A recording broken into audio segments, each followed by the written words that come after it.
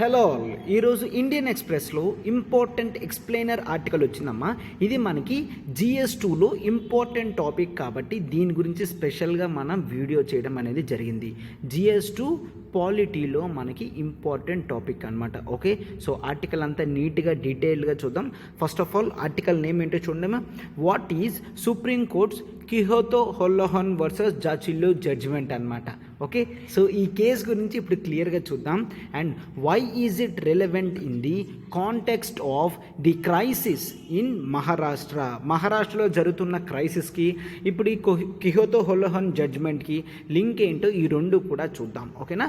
Yes, అయితే అంతకుముందు ఒకసారి చూడమ్మా, మనకి LTX క్లాసెస్ నుంచి UPSC ఇన్ఫినిటీ కొత్త బ్యాచెస్ అనేవి స్టార్ట్ అవుతున్నాయి. ఓకేనా? సో న్యూ బ్యాచెస్ అనేవి జూలై 1 నుంచి స్టార్ట్ చేస్తున్నాం. అండ్ మనకి ఆఫ్లైన్ బ్రాంచెస్ కూడా అవైలబుల్ ఉన్నాయి. Offline Hyderabad and Visakhapatnam 2 branches అనేవి ఉన్నాయి. అండ్ మీరు ఒక్కసారి చూస్తే మనం first time UPSC recorded 1 year plan కూడా తీసుకొని రావడం జరిగిందమ్మా. 1 ఇయర్ ప్లాన్ కేవలం 35,000 రూపీస్కే మీకు రికార్డెడ్ క్లాసెస్ అనేవి యాక్సెసిబిలిటీ అప్ టు 1 ఇయర్ ఉంటుంది.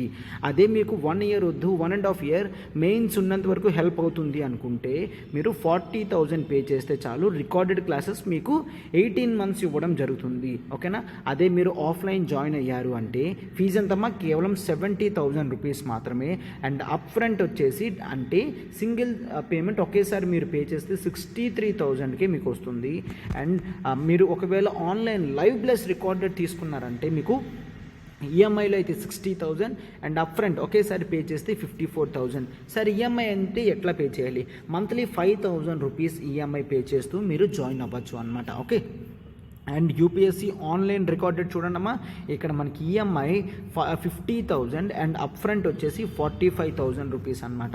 సో అయితే మీరు ఇక్కడ చూడండి, టోటల్గా మీకు మన లాస్ట్ 1 ఇయర్ 1.5 ఇయర్ ప్యాకేజ్ కాకుండా ప్రతిదీ కూడా లైఫ్ టైం వ్యాలిడిటీ ఉంటుందమ్మా. అన్లిమిటెడ్ యాక్సెసిబిలిటీ మీకు ఉండడంతో మీరు ఎన్నిసార్లు కావాలంటే అన్నిసార్లు యూజ్ చేసుకోవచ్చు. ఓకే, సో అయితే ఇక్కడ నెంబర్ చూడమ్మా, 7893899553 అనమాట. మీరు ఒక్కసారి మనకి జూలై 1 నుంచి కొత్త బ్యాచెస్ కాబట్టి జూన్ 30తో అంటే ఇంకా లాస్ట్ 3 డేస్ మాత్రమే ఉంది. ఓకే, ఈ 3 డేస్లో మీరు అమౌంట్ పే చేస్తే మాత్రమే మీకు ఇక్కడ ఈ అమౌంట్ ప్రైసెస్కి వస్తాయి. లేదంటే ప్రైసెస్ అనేవి 10,000 రూపీస్ దాకా జూలై 1 నుంచి పెరుగుతుందమ్మా. సో అందరూ కూడా దాని ముందే మీకు మన క్లాసెస్ ఎట్లా ఉంటాయో తెలుసు కాబట్టి సబ్స్క్రిప్షన్ అనేది వెంటనే చేసుకుందామా. To everyone, welcome to LTX classes. ఈరోజు ఇండియన్ ఎక్స్ప్రెస్లో ఇంపార్టెంట్ ఎక్స్ప్లెయినర్ ఆర్టికల్ చూడమ్మా. What is Supreme Court's Kihoto Hollohan versus Zachillhu judgement and why is it relevant in the context of crisis in Maharashtra అనమాట. ఓకే, సో ఆర్టికల్ అంతా deal చేస్తుంది. This is Srinivas. First మనం ఆ judgement గురించి క్లియర్గా చూద్దాం. ఆ తర్వాత ప్రజెంట్ కాంటెక్స్ట్లో ఏం జరుగుతుందో దాని గురించి చూద్దాం అనమాట. ఓకే, మనకి ఇండియన్ ఇండిపెండెన్స్ అనేది 1947లో వచ్చింది. అయితే ఎలక్షన్స్ అయిన తర్వాత 1950s తర్వాత సెంట్రల్ గవర్నమెంట్లో ఎవరైతే ఉన్నారో స్టేట్ గవర్నమెంట్లో కూడా వాళ్ళే ఉన్నారు. అండ్ ఇన్ జనరల్గా చూస్తే ఒక పార్టీ నుంచి మరొక పార్టీ చేంజ్ అవ్వడం అనే కాన్సెప్ట్ అనేది అంత ఉండేది కాదనమాట. ఒక పార్టీ నుంచి మరొక పార్టీకి వెళ్తే దాన్ని డిఫెక్షన్ అని అంటారు. పార్టీ ఫిరాయింపు అంటారు కదమ్మా, డిఫెక్షన్. పార్టీ ఒక పార్టీ నుంచి మరొక పార్టీకి వెళ్తే డిఫెక్షన్, పార్టీ ఫిరాయింపు అంటారు. అయితే మీరు ఇక్కడ చూస్తే ఆ కాన్సెప్ట్స్ అనేవి ఇండియాకి ఇండిపెండెన్స్ వచ్చిన స్టార్టింగ్లో లేవు అనమాట. ఓకే, అవన్నీ కూడా 1970s 80s టైం నుంచి పార్టీ డిఫెక్షన్స్ అవ్వడం స్టార్ట్ అయింది. ఎందుకు?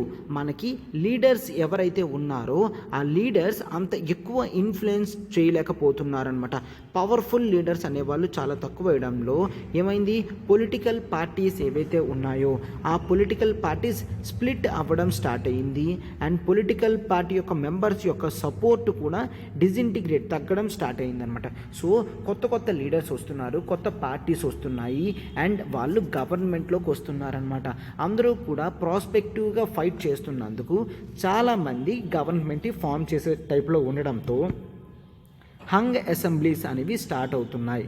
Hung assemblies. అయితే జాగ్రత్తగా చూడండి అమ్మా. సార్ హంగ్ అసెంబ్లీ అంటే ఏంటి? ఒక్కసారి ఏదైనా ఒక హౌస్లో జస్ట్ చూడండి, ఒక 200 మెంబర్స్ ఉన్నారు అనుకోండి అమ్మా. 200 మెంబర్స్ అంటే ఏమంటాం?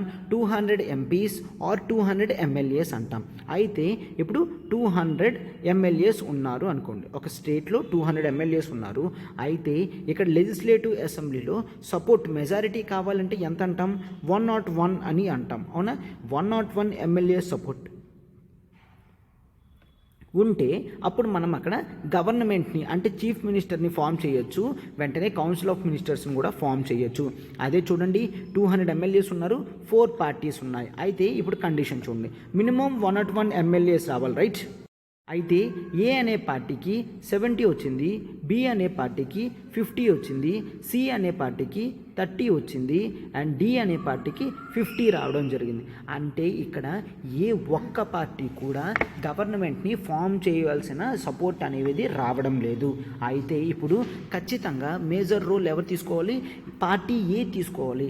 పార్టీ ఏ ఖచ్చితంగా పార్టీ బితో కానీ డితో కానీ కలిస్తే మాత్రమే గవర్నమెంట్ అనేది మనం ఫామ్ చేయగలము. ఓకే, సో అయితే ఇక్కడ ఈ 101 ఎమ్మెల్యేస్ రావాలంటే ఏ ఖచ్చితంగా బితోనైనా ఫామ్ చేయాలి, ఏ ఖచ్చితంగా డితో అయినా కూడా గవర్నమెంట్ ఫామ్ చేయాలి అనమాట. అయితే వీళ్ళు ఇక్కడ ఏం చేస్తారు? ఇట్లా గవర్నమెంట్ ఏది కూడా ఫార్మ్ అవ్వకుండా ఉంటే దాన్ని హంగ్ అసెంబ్లీస్ అని అంటాం. హంగ్ అసెంబ్లీ అయినప్పుడు జనరల్గా ఫస్ట్ ఛాన్స్ అనేది ఇస్తారు. ఎవరైనా మెజారిటీ ప్రూవ్ చేసుకోగలరు అంటే వాళ్ళు ప్రూవ్ చేసుకోవచ్చు అని.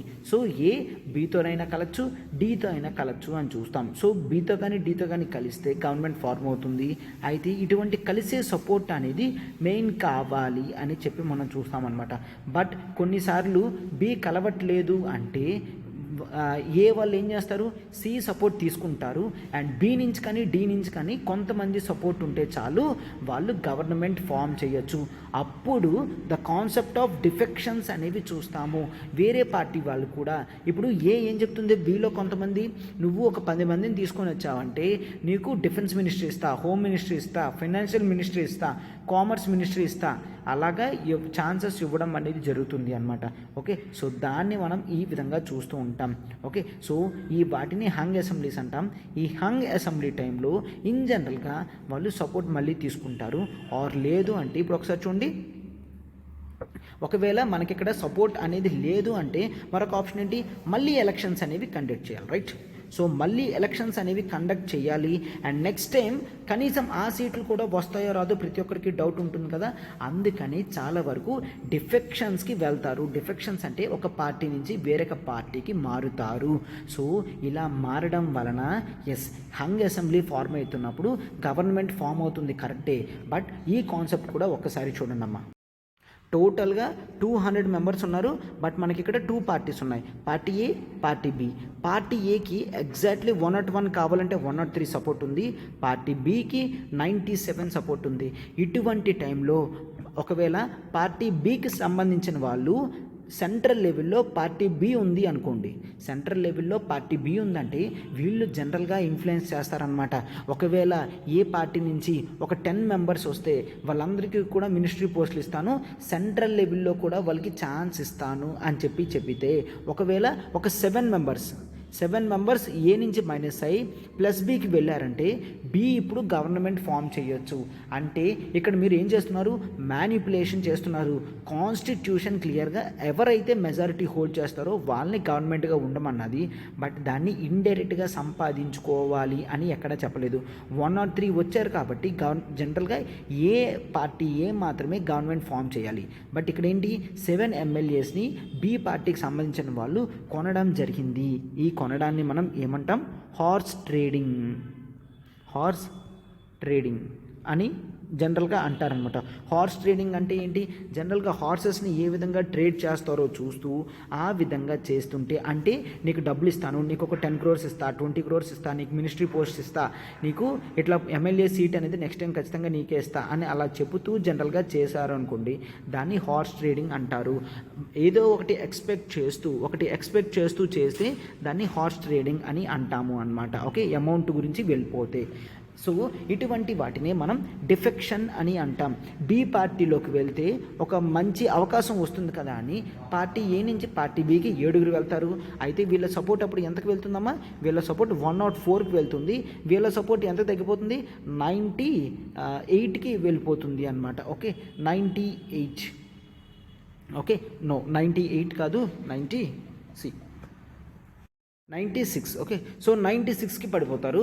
వీళ్ళు మాత్రం 104కి వెళ్ళి గవర్నమెంట్ని ఫామ్ చేస్తారు. గవర్నమెంట్ని ఫామ్ చేసిన తర్వాత చెప్పిన ప్రకారం వాళ్ళకి మినిస్ట్రీ ఇస్తారు. సార్ అయితే ఇప్పుడు ఎవరికి కంప్లైంట్ చేయాలి? ఎవరికి కంప్లైంట్ చేస్తారంటే జనరల్గా స్పీకర్కి కంప్లైంట్ చేస్తారు అనమాట. ఎవరు కంప్లైంట్ చేస్తారమ్మా? Speaker of the house or chairman of the house అని చూస్తాము. అయితే ఇక్కడ ఏమవుతుంది? స్పీకర్ కంప్లైంట్ చేయాలి. బి అనేది గవర్నమెంట్ కింద ఫార్మ్ అయింది. సో ఖచ్చితంగా స్పీకర్ ఎవరు ఉంటారమ్మా? బి పార్టీకి సంబంధించిన వాళ్ళు స్పీకర్ కింద ఉంటారు. అయితే ఇప్పుడు ఏ కంప్లైంట్ చేయడానికి వస్తే ఏ నుంచి కొంతమంది ఎమ్మెల్యేస్ బిలో చేరిన కొంతమంది ఎమ్మెల్యేస్ మీద యాంటీ డిఫెక్షన్ లా అనేది పెట్టమన్నారు అంటే బి పార్టీ వినదు. ఎందుకంటే స్పీకర్ ఏ పార్టీ నుంచి ఉంటారు? ఖచ్చితంగా స్పీకర్ అనే వ్యక్తి ఖచ్చితంగా బి పార్టీ నుంచే ఉంటారు. కాబట్టి స్పీకర్ వాళ్ళ తాలూకా మీద ఎటువంటి యాక్షన్ కూడా తీసుకోడు అని చూస్తాం, అవునా? సో ఈ విధంగా ఎక్స్ట్రా ప్రొటెక్షన్ అనేది కూడా రావడం జరుగుతుంది, ఎక్స్ట్రా బెనిఫిట్ కూడా జరుగుతుంది అనమాట. ఓకే, సో దీంతో ఎవరికి బెనిఫిట్ జరుగుతుంది? పొలిటికల్ పార్టీస్కి బెనిఫిట్ అనేది జరుగుతుందన్నమాట. అయితే ఇటువంటిది ఇలా రావద్దు అని చెప్పి ఒక కేసు అనేది కూడా ఫైల్ చేశారు అండ్ కొన్ని యాక్ట్స్ కూడా వచ్చాయి. అండ్ ఆ తర్వాత చాలా యాక్ట్స్ అనేవి వచ్చాయి, కేసెస్ అనేవి జరిగాయి. అయితే క్లియర్ కట్గా మనకి చూడండి కాన్స్టిట్యూషనల్ అమెండ్మెంట్ చేయడం జరిగింది. ఎప్పుడు? 52nd constitutional amendment act 1985. Okay, 1985 52nd constitutional amendment యాక్ట్తో మనం ఏం చేసాం? 10th షెడ్యూల్ అనేది క్రియేట్ చేసాం. 10th schedule. Okay, so 10th schedule of Indian కాన్స్టిట్యూషన్లో ఏముంటుంది? 10th షెడ్యూల్ ఆఫ్ ఇండియన్ కాన్స్టిట్యూషన్లో యాంటీ డిఫెక్షన్ రూల్స్ గురించి ఉంటుంది.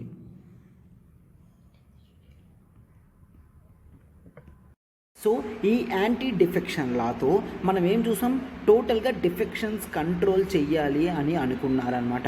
డిఫెక్షన్స్ ఏ విధంగా కంట్రోల్ అవుతాయి, దానితో మనం ఈ ఇన్స్టెబిలిటీ అనేది క్లోజ్ చేయొచ్చు అనుకున్నారు. సార్ ఇన్స్టెబిలిటీ ఏంటి? చూడండి, ఫస్ట్ ఏ అనేది గవర్నమెంట్ని ఫామ్ చేసింది అనుకోండి, తర్వాత బి హార్స్ ట్రేడింగ్ వల్ల కొంతమంది ఎమ్మెల్యేస్ని తన వైపు తెచ్చుకొని గవర్నమెంట్ ఫామ్ చేస్తే దీన్ని ఏమంటాం? ఇటువంటి డిఫెక్షన్స్తో ఫామ్ గవర్నమెంట్ చేస్తే అది ఎన్ని రోజులు కూడా స్టేబుల్గా ఉండదు.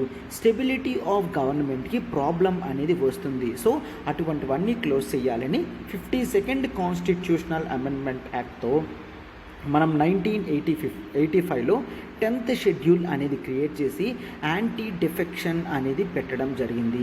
అండర్ ఈ యాంటీ డిఫెక్షన్లా మనం పవర్స్ అన్నీ కూడా ఎవరికి ఇవ్వడం జరిగింది? జనరల్గా స్పీకర్ ఆర్ లోక్సభ అయితే స్పీకర్ అని చూస్తాం, రాజ్యసభ అయితే చైర్మన్. అది ఎవరైనా పార్లమెంట్లో అయినా పార్లమెంట్ లోక్సభ స్పీకర్ అని చూస్తాం, స్టేట్ లెజిస్లేటివ్ అసెంబ్లీ అయినా స్పీకర్ ఆఫ్ ది హౌస్ అని చూస్తాం, రాజ్యసభ అయితే చైర్మన్ ఆఫ్ ది హౌస్ అని మనం చూస్తామన్నమాట. ఓకే, సో అయితే ఈ టోటల్ పవర్స్ వీళ్ళకి ఇవ్వడంతో ప్రాబ్లం అనేది వచ్చింది. అయితే యాంటీ డిఫెక్షన్ లా గురించి ఒక్కసారి చూడండి. అండర్ యాంటీ డిఫెక్షన్ లా ఏ వ్యక్తి అయినా కూడా ఒక పార్టీ నుంచి గెలిచి, అంటే ఏ అనే పార్టీ నుంచి గెలిచి బి అనే పార్టీకి ఫిరాయింపు చేస్తే, డిఫెక్షన్ చేస్తే ఎవరు ఇతన్ని ఎమ్మెల్యే పోస్ట్ నుంచి తీసేస్తారమ్మా? ఆ పదవి నుంచి తీసేస్తారు. ఆ పవర్ అంతా కూడా speaker of the house or జనరల్గా చైర్మన్ ఆఫ్ ది హౌస్ అని అంటాం, స్పీకర్ ఆఫ్ ది హౌస్ అని అంటాము. అయితే ఇక్కడ కేవలం ఏ పార్టీ నుంచి గెలిచి బి పార్టీకి వెళ్ళడమే కాదు, ఇక్కడ ఒకవేళ ఏ పార్టీ నుంచి గెలిచి సార్ ఒకవేళ రిజైన్ చేసేస్తే, ఏ పార్టీ నుంచి గెలిచిన తర్వాత రిజైన్ చేసి బి పార్టీకి వెళ్తే డిఫెక్షన్ అవుతుందా? నో, రిజైన్ చేస్తే మరి అది యాంటీ డిఫెక్షన్కి గురి కాదు అన్నమాట. ఓకే, సో అయితే నెక్స్ట్ ఇది చూడండి అమ్మా. ఒక వ్యక్తి ఇండిపెండెంట్గా గెలిచాడు, ఇండిపెండెంట్.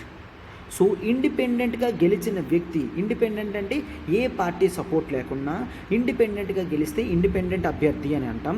ఇండిపెండెంట్గా గెలిచి ఏదో ఒక పార్టీలో ఏ కానీ బి కానీ పార్టీలో కలిశారు అంటే అప్పుడు కూడా యాంటీ డిఫెక్షన్ అని అంటాము అన్నమాట. ఇలా కలవకూడదు, యాంటీ డిఫెక్షన్ అని అంటాము. ఇదే కాదమ్మా, మనము వ్యక్తి పార్టీ నుంచి అయినా గెలవచ్చు, ఇండిపెండెంట్గా అయినచ్చు, లేదంటే కొన్నిసార్లు జనరల్గా ఏం చేస్తాం, గవర్నర్స్ రోల్లో జనరల్గా చాలామంది నామినేషన్ కూడా అవుతారు. గవర్నర్ కానీ ప్రెసిడెంట్ కానీ నామినేట్ చేస్తారు కదా. ప్రెసిడెంట్ అయితే పార్లమెంట్లో నామినేట్ చేస్తారు, గవర్నర్ అయితే స్టేట్ లెజిస్లేటివ్ అసెంబ్లీలో నామినేట్ చేస్తారు. ఇలా నామినేషన్తో ఒకవేళ గెలిచిన తర్వాత వాళ్ళు వితిన్ 6 months లోపల పార్టీలో ఏదో ఒక పార్టీలో కలిస్తే అది ఓకే. బట్ 6 months తర్వాత కలిశారంటే మళ్ళీ యాంటీ డిఫెక్షన్ అనేది వర్తిస్తుంది. ఓకేనా? ఏంటమ్మా ఇక్కడ ఎక్స్ట్రా ప్రావిజన్ చెప్తున్నారు, నామినేట్ అయిన వ్యక్తి కేవలం ఎప్పుడు 6 months లోపలే కలవాలి అని చూస్తాం. 6 months దాటిన తర్వాత కలిశాడు అంటే మళ్ళీ అతను యాంటీ డిఫెక్షన్ లాకి గురి కావాల్సింది. ఎవరైనా కూడా యాంటీ డిఫెక్షన్ లాకి గురి అయ్యారు అంటే ఖచ్చితంగా వాళ్ళని మనం ఏం చేస్తాం, ఎమ్మెల్యే పొజిషన్ అనేది వాళ్ళకి ఉండదు అన్నమాట. ఓకే, ఎస్, ఈ విధమైన ప్రావిజన్ అనేది మనం తీసుకొని రావడం జరిగింది. అయితే యాంటీ డిఫెక్షన్ లాలో ఎటువంటి ఎక్సెప్షన్స్ లేవా అంటే నో, ఒక ఎక్సెప్షన్ అనేది ఇచ్చారనమాట. అది చూడండి, అది చేంజ్ అయ్యింది, అమెండ్మెంట్ అయింది కాబట్టి జాగ్రత్తగా చూడండి. 1985లో యాక్ట్ తీసుకొచ్చినప్పుడు ఒకవేళ ఒక పార్టీ నుంచి 1/3 మెంబర్స్ మొత్తం పార్టీ నుంచి వేరొక పార్టీలోకి చేరితే అప్పుడు అది యాంటీ డిఫెక్షన్ కింద రాదు.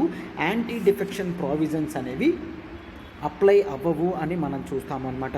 అంటే ఏంటి సార్, ఇప్పుడు ఏ పార్టీ నుంచి జనరల్గా 90 మెంబర్స్ గెలిచారు, ఇప్పుడు 100లో 1/3 అంటే ఎంతమంది మనం చూస్తాం, 30 మెంబర్స్ ఒకవేళ బి పార్టీకి వెళ్ళి ఈ పార్టీ ఏ 60 అయ్యింది, బి పార్టీకి +30 వెళ్ళారనుకోండి, 1/3 మెంబర్స్ వెళ్తున్నారు కాబట్టి అది యాంటీ డిఫెక్షన్ కింద రాదు అని చెప్తున్నారనమాట. బట్ ఈ 1/3 నెంబర్ చాలా చిన్నది ఉంది, చాలామంది ఇన్ఫ్లుయెన్స్ చేసే పొజిషన్లో ఉంది అని జనరల్గా మనం ఏం చూస్తాము, మనకి 91st కాన్స్టిట్యూషనల్ అమెండ్మెంట్ యాక్ట్ అని అంటాము అన్నమాట. Okay, so 91st constitutional amendment act 2003లో అమెండ్మెంట్ చేశారు. ఓకే, దాన్ని మళ్ళీ అమెండ్మెంట్ చేసి 1/3 నుంచి 2/3కి వెళ్ళడం జరిగింది. అంటే ఇప్పుడు 30 మెంబర్స్ వెళ్తే కాదు, అట్లీస్ట్ 60 మెంబర్స్ వెళ్తే మాత్రమే డిఫెక్షన్ కింద రాదు, యాంటీ డిఫెక్షన్ ప్రావిజన్స్ అనేవి అట్రాక్ట్ అవ్వవు. ఎందుకంటే ఒక్కసారి చూడండి, పార్టీలో 2/3 మెంబర్స్ అనేవాళ్ళు యాక్సెప్ట్ చెయ్యట్లేదు పార్టీ లీడర్షిప్ అంటే, అంతమంది పార్టీ చేంజ్ అవుతున్నారంటే అది హార్స్ ట్రేడింగ్ కింద కన్సిడర్ చెయ్యం కదా అన్న ఉద్దేశంతో ఈ ప్రావిజన్ అనేది ఇవ్వడం జరిగింది అన్నమాట. ఎక్సెప్షన్స్ మాత్రం కాన్స్టిట్యూషన్లో అమెండ్ చేస్తూ ఈ ప్రావిజన్స్ అనేది ఇవ్వడం జరిగింది. అయితే ఈ కోహతో హొలహన్ జడ్జ్మెంట్ ఏంటి సార్ అని చూస్తే మీరు క్లియర్గా అది మనకి ఎప్పుడు వచ్చిందమ్మా, ఈ జడ్జ్మెంట్ మనం ఒకసారి నేను ఒక పేజ్లో రాస్తాను చూడండమ్మా. ఆ కేసుని మనం కిహోతో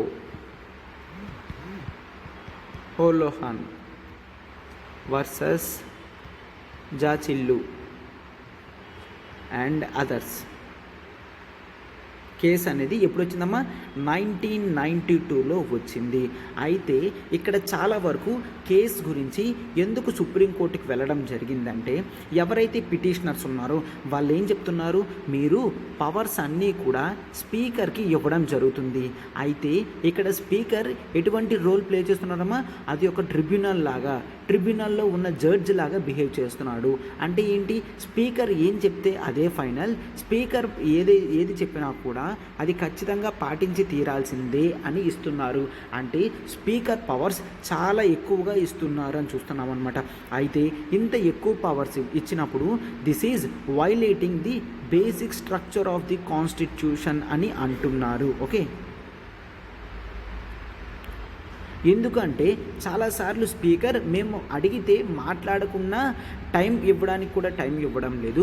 కొన్నిసార్లు వాళ్ళ పార్టీలోకి వస్తున్నారు అంటే ఓకే స్పీకర్ ఒక పార్టీకి చెందిన వ్యక్తే కదమ్మా, అతని పార్టీలోకి చెందిన వ్యక్తి వాళ్ళు వస్తున్నారు అంటే వాళ్ళ మీద ఎటువంటి యాక్షన్ తీసుకోవడం లేదు. వాళ్ళ పార్టీ నుంచి వేరే పార్టీకి వెళ్తున్నారంటే యాక్షన్ వెంటనే తీసుకుంటున్నారు. అంటే ఇటువంటి బయాస్డ్ డెసిషన్స్ తీసుకుంటున్న వ్యక్తికి అంత సూపర్ పవర్స్ ఇవ్వడం అవసరమా అని ఇది violates basic structure of Indian constitution అనేది అంటున్నారనమాట. ఈ బేసిక్ స్ట్రక్చర్ ప్రకారం ఎవరైనా కూడా ఇక్కడ జనరల్గా ఇక్కడ ఇది ట్రిబ్యునల్ లాంటి రోల్ ప్లే చేస్తుంది కూడా, కాబట్టి జుడిషియరీ కన్నా ఎక్కువ పవర్స్ దీనికే ఉంటుంది. దీని వర్డ్స్ ఫైనల్ అని చెప్తున్నారు. అండ్ కోర్ట్స్ కూడా స్పీకర్కి పలానా టైం కల్లా నువ్వు జడ్జిమెంట్ ఇవ్వు అని ఎటువంటి విధంగా గైడెన్స్ చేయలేదు. కాబట్టి ఇది ఒక సూపర్ పవర్లా తయారైంది అని అంటున్నారనమాట. సో అందుకనే ఈ 1985లో యాంటీ డిఫెక్షన్ లా తీసుకొచ్చినా కూడా 1992లో కేసెస్ అనేవి పెట్టడం జరిగింది. ఓవరాల్గా కేసెస్ అనేవి పెరిగాయి అన్నమాట. చాలా సిచ్యువేషన్స్ చాలా స్టేట్స్లో అంటే మణిపూర్ కానీ, మేఘాలయ కానీ, మధ్యప్రదేశ్ కానీ, గుజరాత్ కానీ ఇక్కడ జనరల్గా ఏమైందంటే హైకోర్ట్స్లో కూడా జనరల్గా స్పీకర్ వాళ్ళు డెసిషన్స్ చాలా రాంగ్గా ఇస్తున్నారని చెప్పేసి చెప్పడం జరిగిందనమాట. సో చాలామంది సుప్రీంకోర్టులో అపీల్స్ వేయడంతో సుప్రీంకోర్టు ఆ కేసెస్ అన్నీ తీసుకుంది అనమాట. ఆ కేసెస్లో మెయిన్ వాళ్ళ ప్రాబ్లం అంతా కూడా పారా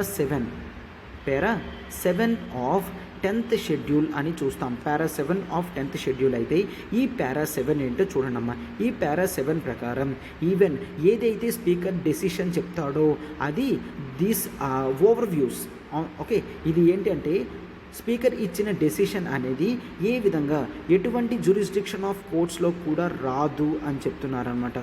jurisdiction of all courts okay. Speaker ఎప్పుడు డెసిషన్ తీసుకున్నా ఆ డెసిషన్ని సవాల్ చేస్తూ ఎవరు కూడా కోర్టులో కేసు వేయలేరు అని చెప్తున్నారు. అంటే jurisdiction of all courts even Supreme Court కానీ హైకోర్టు కూడా పోతుంది. అంటే ఇది కూడా బేసిక్ స్ట్రక్చర్ ఆఫ్ ఇండియన్ కాన్స్టిట్యూషన్ని వైలేట్ చేస్తుంది అనమాట. ఎందుకంటే జ్యుడిషియల్ రివ్యూ అనేది part and parcel of basic structure of Indian constitution కాబట్టి. సో చాలామంది పిటిషన్స్ వేశారు. పిటిషన్స్ అన్నీ వేసుకున్న తర్వాత సుప్రీంకోర్టు వాటిని తీసుకుంది అనమాట. సుప్రీంకోర్టు వాటిని తీసుకొని జడ్జిమెంట్ అనేది ఇవ్వడం జరిగింది. అయితే ఇక్కడ జడ్జిమెంట్ అనేది ఏమొచ్చిందో ఒకసారి క్లియర్గా చూడండి అమ్మా.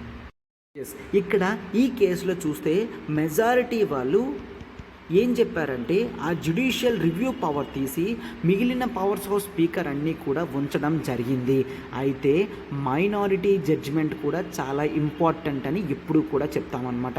మైనారిటీ జడ్జిమెంట్ ఏంటమ్మా, ఇక్కడ జనరల్గా చూడండి 5 జడ్జెస్ ఉంటే 3 జడ్జెస్ ఒకలా ఇచ్చారు, 2 జడ్జెస్ ఒకలా ఇచ్చారు. సో ఈ 2 జడ్జెస్ని కూడా మైనారిటీ జడ్జిమెంట్ అని అంటాం. ఈ మైనారిటీ జడ్జిమెంట్లో ఏం చెప్పారు, ఇలా జ్యుడిషియల్ రివ్యూ కాన్సెప్ట్ కానీ స్పీకర్ని హై పవర్లో ఉంచడం కానీ అది బేసిక్ ఫీచర్ ఆఫ్ ఇండియన్ కాన్స్టిట్యూషన్ని వైలేట్ చేస్తుంది. అండ్ ఏ మెంబర్స్ అయితే డిస్క్వాలిఫై అయ్యారో వాళ్ళ డిస్క్వాలిఫికేషన్ అనేది పార్టీకి సంబంధించిన వ్యక్తి అయిన స్పీకర్ డెసిషన్ తీసుకోవడం మంచిది కాదు. ఖచ్చితంగా హౌస్ బయట ఒక ఇండిపెండెంట్ థర్డ్ పార్టీ డెసిషన్ తీసుకోవాలి. ఫర్ ఎగ్జాంపుల్ ప్రెసిడెంట్ కానీ గవర్నర్ కానీ తీసుకోవాలి అని చెప్తున్నారన్నమాట. ప్రెసిడెంట్ ఆర్ గవర్నర్ వీళ్ళు జనరల్గా ఏం చెప్తున్నారంటే ప్రెసిడెంట్ కానీ గవర్నర్ కానీ తీసుకుంటే మళ్ళీ కౌన్సిల్ ఆఫ్ మినిస్టర్ చెప్పినట్టు వినాలి కదా సార్ అంటే నో. ఈ మైనారిటీ జడ్జిమెంట్ ఏం చెప్తున్నారంటే ప్రెసిడెంట్ కానీ గవర్నర్ కానీ ఆ కేసుని ఎలక్షన్ కమిషన్ ఆఫ్ ఇండియాకి చెప్పాలి. ఎలక్షన్ కమిషన్ ఆఫ్ ఇండియా ఎటువంటి నిర్ణయం తీసుకుంటే ప్రెసిడెంట్ కానీ గవర్నర్ కానీ వాటిని ఆచరించాలి. బట్ ఫైనల్ పవర్ అంటే ఎలక్షన్ కమిషన్ ఆఫ్ ఇండియా చెప్పాడు అనుకోండి ఆ వ్యక్తిని డిస్క్వాలిఫై చేయాలి అని, ప్రెసిడెంట్ వెంటనే డిస్క్వాలిఫై చేయాలి, గవర్నర్ కూడా డిస్క్వాలిఫై చేయాలి ఆ వ్యక్తిని. అండ్ ఒకవేళ అవసరం లేదు, డిస్క్వాలిఫికేషన్కి సంబంధం లేదు అంటే ప్రెసిడెంట్ కూడా అదే విధంగా చెప్పాలి అని చెప్తున్నారనమాట. ఎందుకంటే మనం యాంటీ డిఫెక్షన్కి సంబంధించినవి ఇందులో చూస్తాము. అదే నార్మల్ కేసెస్ అంటే ఆర్టికల్ 1 or 2 ప్రకారం ఒకవేళ ఏదైనా వ్యక్తి ఎలక్షన్లో చేసిన మిస్టేక్స్ అనేవి ఏవైనా ఉన్నాయనుకోండి, లైక్ ఎలక్షన్ ఎక్స్పెన్సెస్ ఎంతైతే ఉన్నాయో ప్రాపర్గా అవి ఫైల్ చేయాలి ఎలక్షన్ కమిషన్ ఆఫ్ ఇండియా ముందు. అలా ఎలక్షన్ ఎక్స్పెన్సెస్ ఫైల్ చేయకపోతే అండర్ ఆర్టికల్ 102 జనరల్గా ఏం చేస్తారు, ఎలక్షన్ కమిషన్ ఆఫ్ ఇండియా ఆ ఎంపీని డిస్క్వాలిఫై చేస్తారు అనమాట. అండ్ ఆర్టికల్ 192 ప్రకారం state legislative assembly MLA position కూడా చూస్తాం. అంటే ఆర్టికల్ 102, 192 ప్రకారం పవర్స్ అనేవి ఎలక్షన్ కమిషన్ ఆఫ్ ఇండియాకి ఇస్తారు. అంటే ఏంటి, ఎస్ కేసు అనేది ప్రెసిడెంట్ దగ్గరికి వెళ్తుంది, but president is bound to listen the words of election commission of India అని చూస్తాము. ఓకేనా. అండ్ 192 ప్రకారం గవర్నర్ దగ్గరికి వెళ్తుంది, and governor is bound to listen the words of election commission of India అని చూస్తామన్నమాట. సో ఈ విధంగా ఎలక్షన్ కమిషన్ ఆఫ్ ఇండియా ఏం చెప్తే అది చెయ్యాలి కాబట్టి ఈ పవర్స్ అనేవి ఎలక్షన్ కమిషన్ ఆఫ్ ఇండియాకి ఇవ్వడం జరిగింది. సేమ్ ఇప్పుడు ఈ మైనారిటీ జడ్జిమెంట్ కూడా అదే చెప్తుంది అనమాట. మీరు 102, 192 ప్రకారం ఎలక్షన్ కమిషన్ ఆఫ్ ఇండియాకి ఎలా ఇచ్చారో ఇప్పుడు డిస్క్వాలిఫికేషన్ కేసెస్ కూడా ఎలక్షన్ కమిషన్ ఆఫ్ ఇండియాకి ఇవ్వండి. వాళ్ళు థర్డ్ పార్టీ వ్యక్తులు కాబట్టి ఎటువంటి పార్షియాలిటీ లేకుండా డెసిషన్ అనేది తీసుకుంటారు అని చెప్పడం జరిగింది అనమాట. అండ్ మీరు ఏదైతే చెప్తున్నారో జ్యుడిషియల్ రివ్యూ అది ఖచ్చితంగా బేసిక్ స్ట్రక్చర్ ఆఫ్ ఇండియన్ కాన్స్టిట్యూషన్కి వైలేట్ అవుతుంది కాబట్టి మేము ఈ విధమైన నిర్ణయం తీసుకుంటున్నాం అని చెప్పడం జరిగింది. బట్ మెజారిటీ జడ్జిమెంట్ ఏదైతే ఉందో ఆ మెజారిటీ జడ్జిమెంట్ వాళ్ళు స్పీకర్ ఒక ఇంపార్టెంట్ పొజిషన్లో కూర్చున్నారు, అతను ఒక కాన్స్టిట్యూషనల్ పొజిషన్లో కూర్చున్నారు కాబట్టి అతనికి ఈ పవర్స్ అనేవి ఇవ్వడం జరిగింది అని చెప్తున్నారనమాట. అతని సాటిస్ఫాక్షన్ ప్రకారం అతను 85th జనరల్గా 1985లో 52nd కాన్స్టిట్యూషనల్ అమెండ్మెంట్ యాక్ట్ ప్రకారం 1985లో ఏదైతే అమెండ్మెంట్ చేసి పెట్టారో దానికి అనుగుణంగానే అతనికి పవర్స్ ఇవ్వండి అని చెప్తున్నారనమాట. అటువంటి బ్రాడ్ పవర్స్ అనేవి ఇచ్చినా కూడా ఓకే, అప్పుడు మాత్రమే డిస్క్వాలిఫికేషన్స్ అనేవి తగ్గుతాయి అన్న ఒపీనియన్ ఈ కిహోతో హోలోహన్ వర్సెస్ జోచిల్లు కేస్ అని ఇవ్వడం జరిగిందనమాట. ఏంటమ్మా case, Kihoto Hollohan versus Zachillhu and others, Zachillhu and others case అని చూస్తాం. అయితే ఈ కేసులో క్లియర్గా స్పీకర్కి పవర్స్ ఇవ్వడం జరిగింది. అండ్ ఈ కేసునే జనరల్గా 10th షెడ్యూల్ కేస్ అని కూడా అంటారు. గుర్తుంచుకోండి అమ్మా, 10th షెడ్యూల్ కేస్ అన్నా కిహోతో హోలోహన్ కేస్ అన్నా కూడా రెండు కూడా ఒకటే. ఈ కేసులో సుప్రీంకోర్టులో స్పీకర్ యొక్క పవర్స్ ఛాలెంజ్ చేయడం జరిగింది అండ్ సుప్రీంకోర్టు యాక్సెప్ట్ చేసింది అన్నమాట. స్పీకర్ పవర్స్ అంతా ఉంటాయి అని యాక్సెప్ట్ చేయడం కూడా జరిగింది అని చూస్తాం. కేవలం జ్యుడిషియల్ రివ్యూ జడ్జిమెంట్ ఏదైతే ఉందో దాన్ని మాత్రమే పక్కన పెట్టడం జరిగింది. అంటే స్పీకర్ ఇచ్చిన డెసిషన్ని సవాల్ కూడా చేయొచ్చు సుప్రీంకోర్టులో అన్నమాట. ఓకే, ఎందుకంటే that violates basic structure of Indian constitution కాబట్టి. అయితే మీరు ఇక్కడ చూడండమ్మా, ఇప్పుడున్న కేసుకి మహారాష్ట్రలో ఇప్పుడు జరుగుతున్న దానికి లింక్ ఏంటి? అయితే పాలిటిక్స్ అపార్ట్గా మనం చూస్తే రీసెంట్గా ఏం జరిగింది, మహారాష్ట్రలో శివసేన అనే పార్టీ ఉంది. శివసేన పార్టీలో స్ప్లిట్ అనేది రావడం జరిగిందనమాట. Okay, one is led by Uddhav Thackeray. Okay, Uddhav Thackeray and other one is led by Shinde, Eknath Shinde అని చూస్తాం. అయితే ఇక్కడ జనరల్గా పార్టీ అనేది స్ప్లిట్ అయిన తర్వాత మెజారిటీ పీపుల్ షిండే వైపు వెళ్ళడం జరిగింది. బట్ పార్టీ ఏంటి, వీళ్ళందరూ కూడా పార్టీ చెప్పినట్టు చెయ్యట్లేదు అని యాంటీ డిఫెక్షన్ లా అనేది ప్రయోగిస్తారు. Under anti defection law party head ఏదైతే చెప్పింది చెయ్యట్లేదో ఆ ఎమ్మెల్యేస్ని వెంటనే ఎమ్మెల్యే స్టేటస్ అనేది తీసేసే పవర్ వాళ్ళకు ఉంటుంది అన్నమాట. ఓకే, అయితే వీళ్ళు ఇప్పుడు ఇటు సైడ్ వెళ్ళారు, యాంటీ డిఫెక్షన్కి గురయ్యారని ఉద్ధవ్ ఠాక్రే వాళ్ళు డిప్యూటీ స్పీకర్కి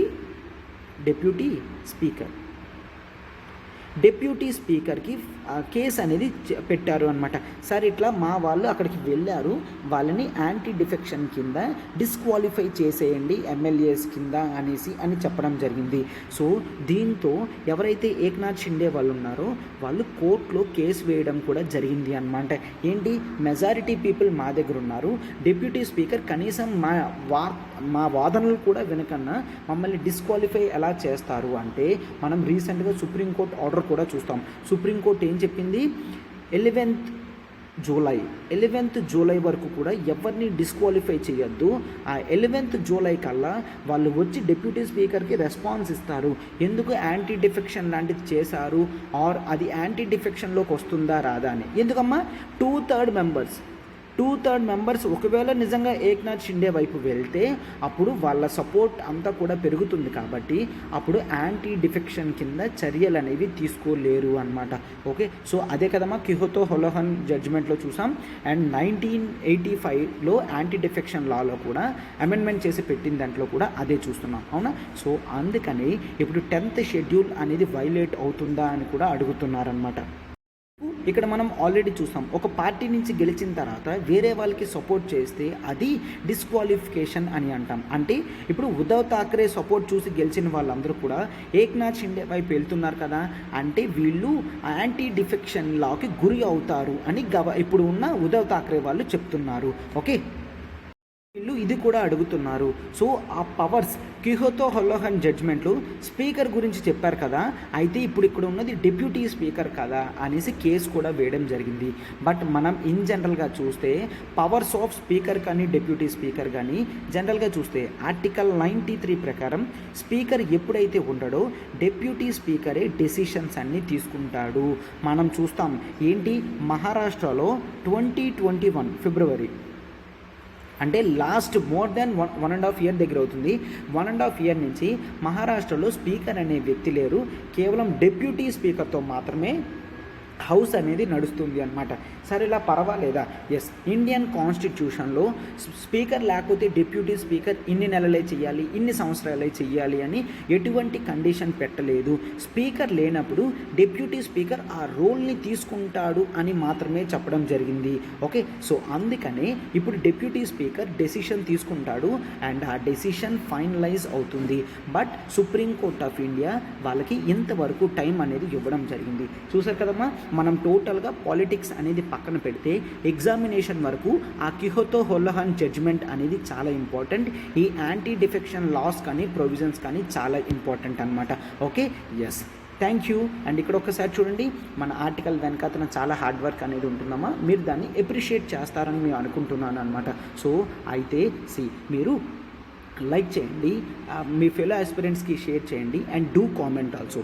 క్లాసెస్ ఏ విధంగా ఉన్నాయో మీరు కామెంట్ చేస్తే అది మాకు మరింత రిజర్వేషన్ అనేది ఇస్తుంది అన్నమాట. Okay, thank you. అండ్ ఇక్కడ ఒక్కసారి చూడండి, మనకి ఎల్టీఎక్స్ ఇన్ఫినిటీ నుంచి న్యూ బ్యాచెస్ అనేవి స్టార్ట్ అవుతున్నాయి. న్యూ బ్యాచెస్ అనేవి ఆప్షనల్స్లో జాయిన్ అవుతున్నాయి. ఆప్షనల్ ఇన్ఫినిటీ అమ్మ. అయితే ఇక్కడ మనకి ఆప్షనల్ చూస్తే PSIR and public administration optional ఎవరు డీల్ చేస్తున్నారు? సురేష్ సార్ డీల్ చేస్తున్నారు. Sociology optional Sairam sir deal చేస్తున్నారు. ఆంథ్రపాలజీ ఆప్షనల్ నేను డీల్ చేస్తున్నానమ్మా. And Telugu literature Seethapathi sir deal చేస్తున్నారు. ఓకేనా?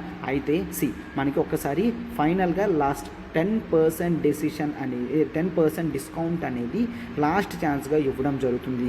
ఫీజు 25,000 ఉండేది 22,500 రూపీస్కే ఇన్స్టాంట్ 10% డిస్కౌంట్తో ఇవ్వడం జరుగుతుంది. బట్ దీని వ్యాలిడిటీ ఈ నెక్స్ట్ 2 days మాత్రమే. ఓకేనా? సో ఇక్కడ నెక్స్ట్ చూడండి, 7893899553. మీరు ప్రత్యూష మ్యామ్కి కాల్ చేయండి అమ్మా, మీకు ఏ డౌట్ ఉన్నా కూడా మ్యామ్ సాల్వ్ చేస్తారు. అండ్ సబ్స్క్రిప్షన్ అనేది వెంటనే స్టార్ట్ చేయండి. బ్యూటీ ఏంటి అంటే మనం ఏ ఆప్షనల్ అయినా కూడా లైఫ్ టైం వ్యాలిడిటీ అనేది ఇస్తున్నాము. సో లైఫ్ టైం వ్యాలిడిటీ అనేది ఇవ్వడం వలన మీకు ఎగ్జామ్ ముందు కూడా మల్టిపుల్ రివిజన్స్ అనేవి జరుగుతుంది. ఓకే, సో ఒక్కసారి ఆంథ్రపాలజీ చూడండమ్మా, సిలబస్ చాలా తక్కువ ఉంటుంది కాబట్టి మనకి 4 to 5 monthsలో కవర్ అయిపోతుంది. అండ్ ఆ తర్వాత మీరు ఎగ్జామ్ కల్లా అట్లీస్ట్ ఒక 3 to 4 times రివిజన్ కూడా చేయొచ్చు అనమాట.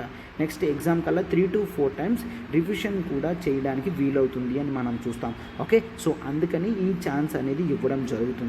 ఓకే, సో మ్యామ్కి కాల్ చేయండి, వెంటనే ఆంథ్రపాలజీ ఆప్షనల్ సబ్స్క్రిప్షన్ చేసుకున్నాము. Thank you.